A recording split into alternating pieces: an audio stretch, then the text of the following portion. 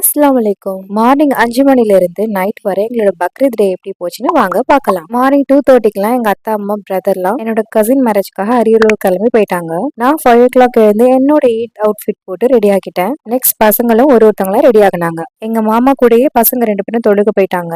அவங்க எல்லாம் தொழுது முடிச்சுட்டு வந்தோம் தான் நாங்க தொழுகிறதுக்கு எங்க மாமா வீட்டுக்கு போயிருந்தோம். அல்ஹம்துலில்லாஹ் தொழுக நல்லபடியா முடிஞ்சது. பிரேயர் முடிச்சதும் ஈதி மணி கலெக்ஷன் தான். நெக்ஸ்ட் பிரேக்ஃபாஸ்ட்க்கு மாமி வந்து பரோட்டா, சிக்கன் கறி, வட்டலப்பம், மேகினி எல்லாம் பண்ணியிருந்தாங்க. எல்லாம் சாப்பிட்டுட்டு வீட்டுக்கு 1 மணிக்கு மேல தான் வந்தேன். லஞ்சுக்கு சிக்கன் பிரியாணி தான் ரெடி பண்ணேன். இந்த தடவை அம்மா ஊர்ல இல்லாதனால சிம்பிளா தான் லஞ்ச் முடிஞ்சது. ரீசெண்டா தேக்கடியில பிரியாணி மசாலா வாங்கிட்டு வந்தேன் ஹஸ்பண்ட்காக.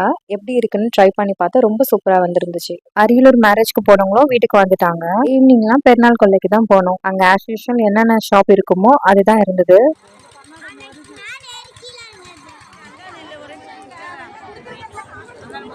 இந்த தடவை தான் சின்னதா ஹேர் கிளிப்ஸ்லாம் வாங்கியிருந்தேன். பசங்களுக்கு ஒரு செஸ் போர்டும் வாங்கினேன். அப்புறம் சின்னவருக்கு வந்து ஒரு ட்ரம்ஸும், எனக்கு ஒரு லாங் சைஸ்ல ஒரு ஸ்பூன் இருந்தது, அது வாங்கியிருந்தேன். அதை தவிர பெருசா எதுவும் ஷாப்பிங் பண்ணல. எங்க பெரியம்மா மருமக வந்து பசங்க எல்லாரையும் டிக்கெட் எடுத்து டிராகன் ட்ரெயின் ரைட்ல வந்து ஏற்றி விட்டுட்டாங்க. அதுல போயிட்டு பசங்க நல்லா என்ஜாய் பண்ணாங்க.